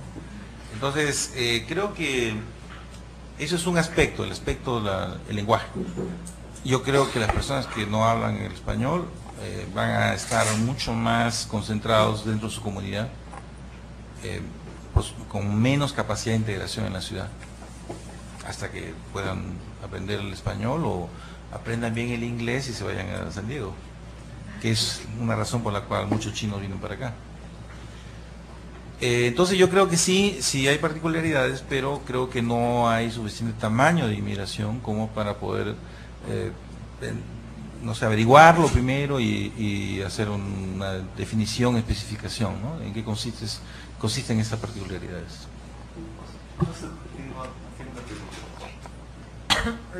¿Qué tal si lo pongo posteriormente? Vamos a darle la palabra aquí a usted, por favor. ¿Es sobre lo mismo? Es diferente. Entonces sigue usted, luego aquí el señor y luego volvemos con usted. Tito, en esto que estabas hablando también yo pienso que tiene que ver mucho, o puede tener que ver con el estatus social específico del migrante. En las sociedades nuestras, que son sociedades muy flacas, en la zona de clase media, el migrante de clase media es realmente absorbido, sin costo, que es el caso de los venezolanos, por ejemplo. Lo que es nada, el venezolano que viene para acá, que es un hombre que es profesional, una persona profesional, o artista, se incorpora muy rápidamente. El que se incorpora con más dificultades es que trabaja, por supuesto, porque hay una mayor... Y a eso le agrega que se va a incorporar asumiendo la exclusión del que está abajo, más la exclusión que le toca a él como migrante. Entonces el cuadro evidentemente es más complicado cuando dejes para abajo. Ahora, mi pregunta no va dirigida a eso. Cuando se le exigen las responsabilidades a un municipio como Tijuana, por ejemplo, donde la migración está ligada a la condición fronteriza de Tijuana, indudablemente, sea porque van a emigrar o sea porque hay un conjunto de dinámicas económicas que permiten la inserción de esos migrantes, y es un atractivo. Por consiguiente, cuando se habla de estos deberes municipales que se asumen o que no se asumen, mi pregunta es, ¿cuáles son las compensaciones fiscales, por ejemplo, que puede tener un municipio como Tijuana para afrontar estos costos suplementarios que implica la migración? O sea, ¿hay algún tipo de régimen municipal fronterizo específico en México que permita mayores comodidades fiscales? Un ejemplo, fiscales puede ser, pero puede ser de otra naturaleza también, a estos municipios para afrontar este reto, o es la misma condición que tiene cualquier otro municipio mexicano. ¿Me explican? Sí. Ahora no, antes sí, pero no directamente como reparto fiscal, sino como excepción más bien de cobro de impuestos. Había un régimen de zona libre aquí, que ahora ya desapareció como régimen singular para la frontera. Es decir, cualquier comerciante podía importar de cualquier parte del mundo, Estados Unidos por supuesto, lo que quisiera para vender aquí. Y la tasa de impuestos era mínima. Entonces, sí había por ese lado una compensación. Ahora ya no lo hay. Y en parte porque se ha visto que la frontera ha crecido más que el país en los últimos 20 años. Entonces, en términos de redistribución del ingreso nacional, no tiene sentido darle a la frontera esta compensación, porque crece más que el resto. No, perdón, es que no me expliqué bien. No, yo no digo la compensación fiscal en términos del sector privado, digo en términos municipales, es decir, un régimen municipal fronterizo. ¿Qué pasa? Nosotros tenemos aquí en Tijuana la afluencia de una cantidad de personas que implica un costo económico inevitable. Por lo tanto, enriquecer la ciudad, los hacemos más plural, todo eso es cierto, pero implica un costo, indudablemente. Hay deportaciones, hay internamiento, toda esa cuestión.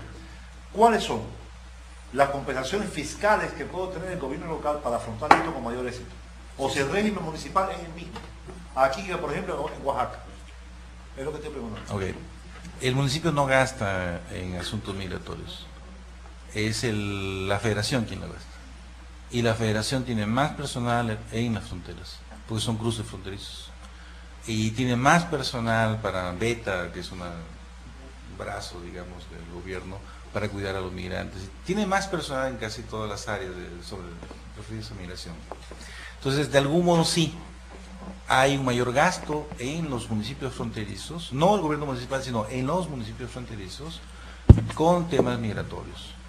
Y por otro lado, los municipios fronterizos sí consiguen más per cápita que el resto de municipios, a excepción quizás de la Ciudad de México y Monterrey, porque tienen este impuesto predial más alto, porque hay un reparto federal, un ponderador para el reparto es crecimiento económico, etcétera.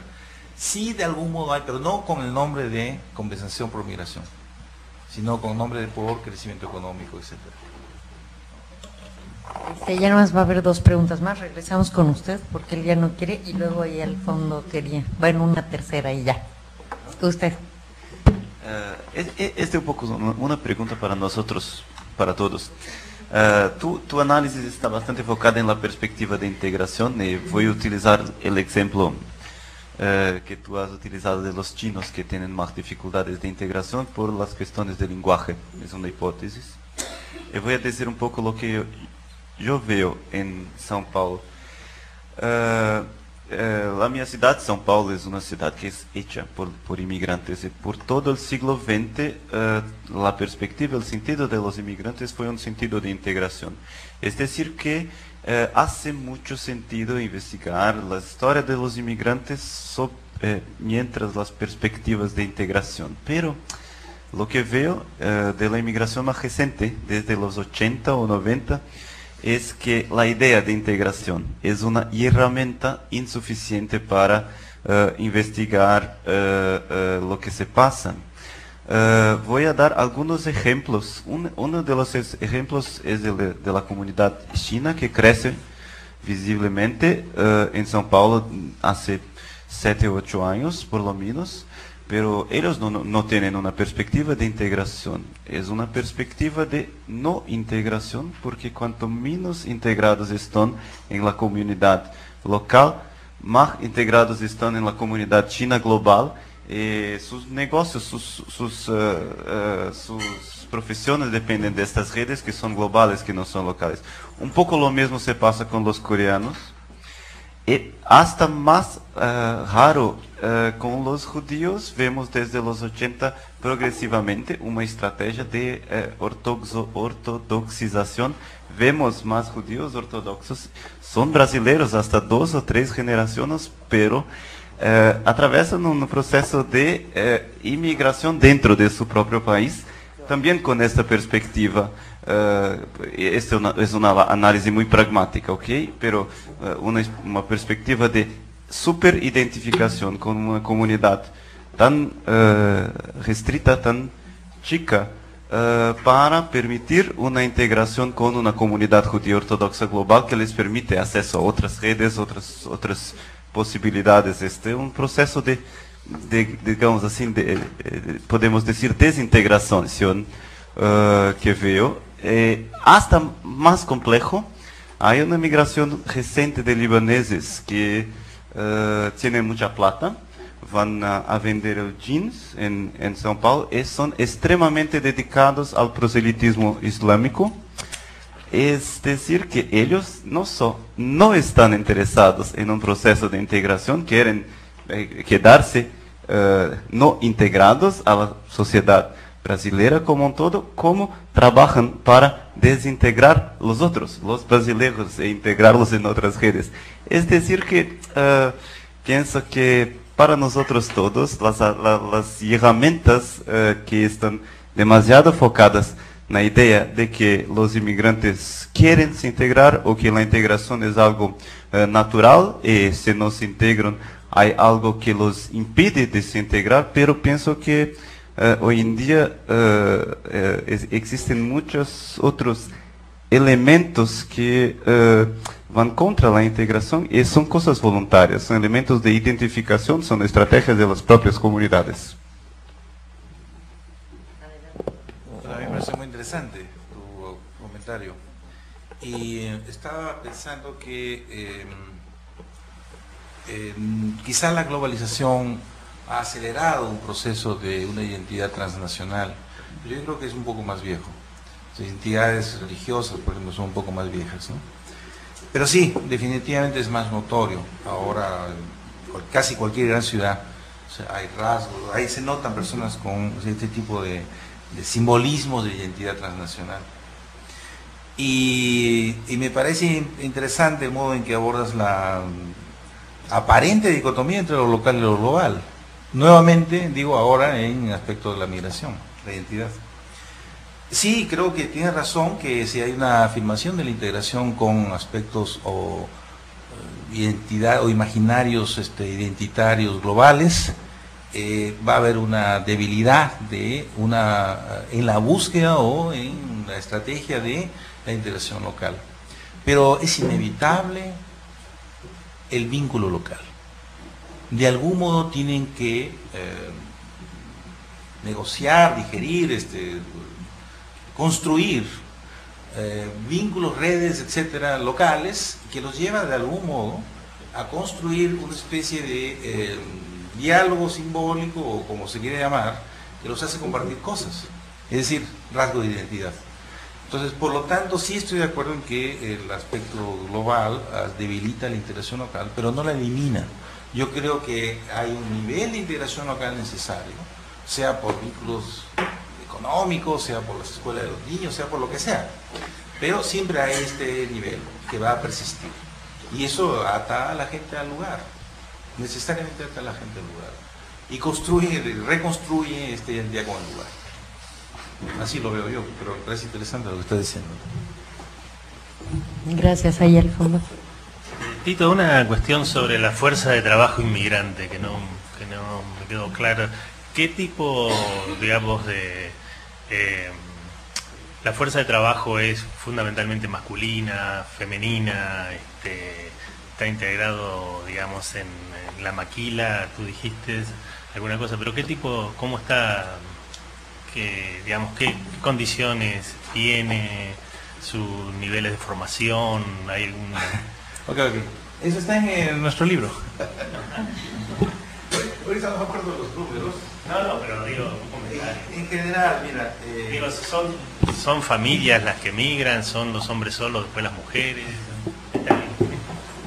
En general, la migración es una migración de personas solas, hombres y mujeres, que en Tijuana, ¿no? Y que aquí forman familias, muchas veces mixtas, muchas veces endogámicos, digamos, sobre todo los chinos, y que como tendencia de mediano plazo, diría, de hace unos 15 años para acá, hay una creciente proporción de mujeres, que puede ser por reunificación familiar, como decían en la mañana, pero tengo la impresión que no solo por reunificación familiar. Yo creo que más jóvenes se animan a salir de sus países en toda América Latina, como lo hacían hace 30 años, sobre todo los hombres.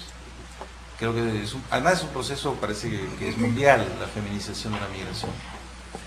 Entonces, no solo por reunificación familiar, sino porque toman por su cuenta, ¿no?, el riesgo, etcétera, de moverse. Y sobre el empleo,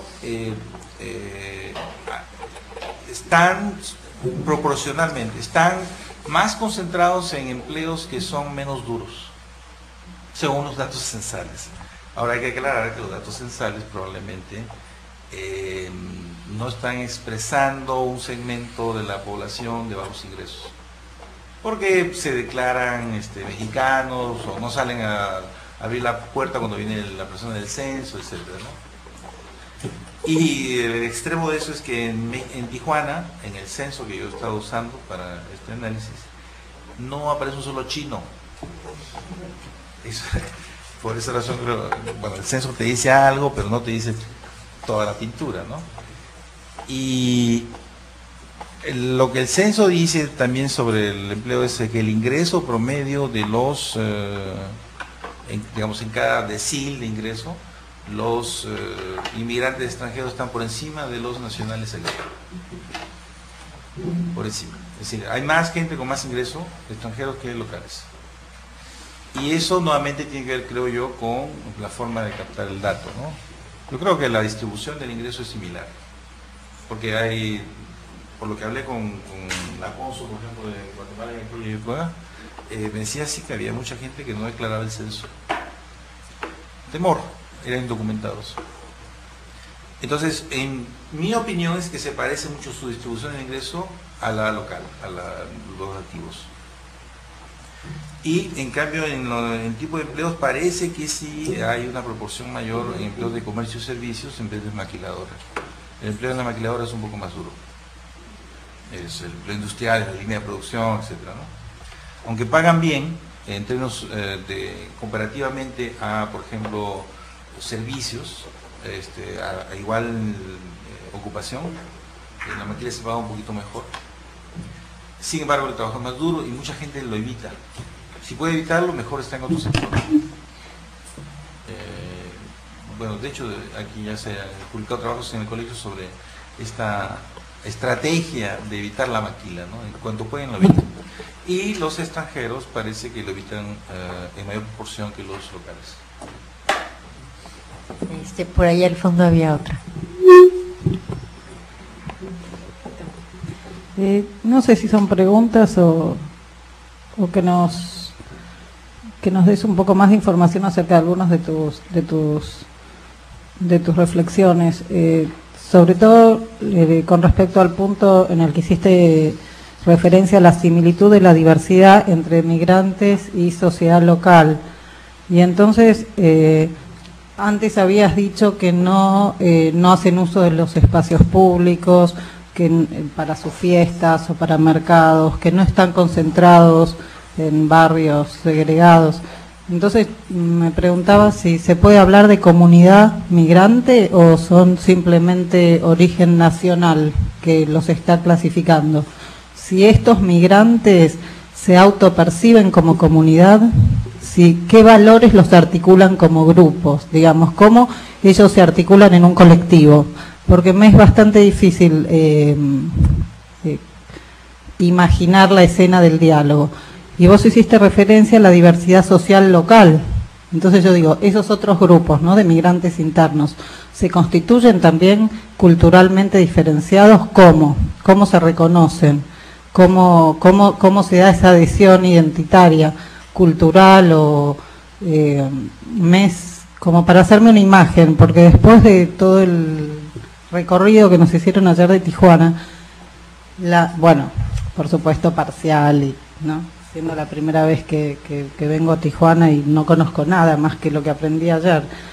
Y digo, las sensaciones de una ciudad muy fragmentada, esos barrios dormitorios que vimos, la forma de trabajo de las maquiladoras, el proceso de conformación de esta ciudad migrante relativamente nueva, ¿no?, donde aparentemente pesan más los recorridos individuales de las personas con esta idea de pasar la frontera, o de los repatriados o expatriados y que finalmente se quedan, etcétera, parecería tener más peso que en los procesos migratorios clásicos, donde pesa más la red migratoria, la presencia ya de estas comunidades que operan de alguna manera como canales de comunicación y de inserción. Entonces, como te decía, no sé si son preguntas, pero creo que despiertan para los estudios migratorios, desde los estudios culturales, una serie de reflexiones súper interesantes, porque creo que Tijuana definitivamente es un caso diferente. Digo, si bien todos los casos son diferentes, pero este tiene elementos que creo nos tienen que hacer reflexionar acerca de elementos que a veces parecen tan clásicos para los estudios migratorios, no como el de las redes, por ejemplo, o el de las identidades culturales articuladoras y generadoras de sociabilidad étnica, entre comillas, y que pareciera que en Tijuana un poco se desdibujan. Bueno, solamente un último comentario chiquitito sobre eso. Yo creo que nuevamente es un asunto del número. Dentro de sí se puede hablar de comunidad china, y creo que es la única comunidad que se puede hablar de comunidad, del único grupo, digamos, que se puede hablar de comunidad. Están bien organizados, tienen una organización de 90 años en la ciudad. La misma organización tiene 90 años. Se reconocen entre ellos, hacen su fiesta anual en un espacio cerrado donde invitan a más de 1000 personas. Lo único que hacen es evitar el espacio público, pero ellos se juntan, y se juntan seguido. De los otros orígenes nacionales, no pude averiguar nada que Los mixtecos, que hay comunidades. Sí, está bien. Que dijera que hay comunidades. Pero los chinos sí, definitivamente sí. Y sí, yo creo que el asunto de las redes es como una entrada a la explicación. Aquí hay que verlo más bien como un asunto personal. O sea, sí hay redes, pero son personales, no de comunidades. Excepción hecha nuevamente de los chinos. Quizá nuevamente tenga que ver con el número, o quizá que es una cosa nueva, ¿no? Los venezolanos acaban de llegar hace 15 años, el primer venezolano a lo mejor llegó hace 15 años, y cosas así, es un fenómeno relativamente nuevo. Sí, el tema es que, bueno, yo trabajo la migración coreana en Argentina. Los coreanos llegan en 1965 a Buenos Aires y en el 66 ya tenían una iglesia coreana, ya había restaurantes coreanos y ya había un principio de organización colectiva, ¿no? Y creo que también hay otras comunidades que por ahí no son cuantitativamente importantes, pero que sin embargo tienen una presencia cultural que es fundamental para mantener esa cohesión y que condiciona el diálogo con la sociedad local. Entonces, es como raro pensar en que sea el número la variable que explica. Y repito, me fue muy impactante la imagen visual de Tijuana ayer. No habría que pensar tal vez en un modelo de fragmentación social que impone Tijuana como proyecto urbano para los migrantes internos e internacionales. Okay. Podemos seguir la conversación mañana. Bueno, muchas gracias a todos. Para finalizar, tengo aquí que la clausura nos la da Marcelo Balbo. Gracias, muy brevemente, pero unas pequeñas notitas. Este es el cuarto taller del proyecto Miurbal, en realidad el tercero que hemos llevado a cabo y el último que hemos organizado en los países, en las ciudades de Latinoamérica que hemos seleccionado. Y aunque el problema sea, el tema de los migrantes, de las migraciones, sea todavía un tema que en todas las tres ciudades no es una prioridad evidente, pero es claro que está creciendo rápidamente. Y esto lo vimos en los tres talleres, porque los tres talleres en Sao Paulo, en Santiago, Sao Paulo y aquí también han tenido, a lo mejor desafortunadamente si quieren, un gran éxito, en el sentido que la organización de un taller, de los tres talleres sobre este tema, ha movilizado un número amplio de representantes de la sociedad civil, de académicos, de políticos locales, en los tres casos. Entonces es evidente que este tema es latente, aunque no sea evidente para una parte de la población, pero es latente. Y al mismo tiempo me parece que aquí también ha salido, y también en las últimas cosas que se han discutido, parecería volverse cada vez más estas ciudades locales, sociedades locales en sociedades cada vez más multiculturales. El tema que Renato ha mencionado de la no integración, de la falta de voluntad de integración, que puede existir esta falta de voluntad. Estoy bastante de acuerdo, pero al mismo tiempo yo creo que esto es un problema, esto es realmente un problema. Si no trabajamos para que se promueva la integración de la población en general, esto se vuelve un problema. Entonces esto es algo sobre el cual tenemos que trabajar. La vinculación local de la cual hablaba Tito creo que es algo que tenemos que promover. ¿Qué significa exactamente? Pero tenemos que promoverla porque si no... Al mismo tiempo lo que salió en todos los talleres, aquí también, explícitamente, confesato, si puedo decir así, ¿entienden? Lo confesó. Los gobiernos locales no tienen herramientas, no tienen políticas. Aquí no hay políticas, lo dijo. Lo que significa, como empecé en la mañana, que hay políticas. No tener políticas significa tener una política. Entonces, y aquí también a lo mejor no hemos tenido mucha representación esta vez, como en Santiago y como en Sao Paulo. Pero lo sabemos de los estudios que hemos llevado a cabo, Tito en particular. Entonces la falta de política traslada a las ONG, por ejemplo. El señor del Médicos Sin Fronteras está acá, ¿no? Está llenando un vacío que existe. Entonces yo creo que es muy importante, y creo que lo hemos logrado, promover espacios de debate, de reflexión, de diálogo, y por eso quiero agradecerle a todos, en particular a los cónsules, su participación a esta mesa, porque demuestra que es un espacio de debate importante que hemos logrado organizar. Entonces quiero agradecerle a los cónsules, claro que quiero agradecerle a Lina Ojeda la coordinación de la mesa, quiero agradecerle al Colegio de la Frontera Norte la organización de este taller, y sobre todo quiero agradecerle a todos ustedes de haber estado con nosotros hasta las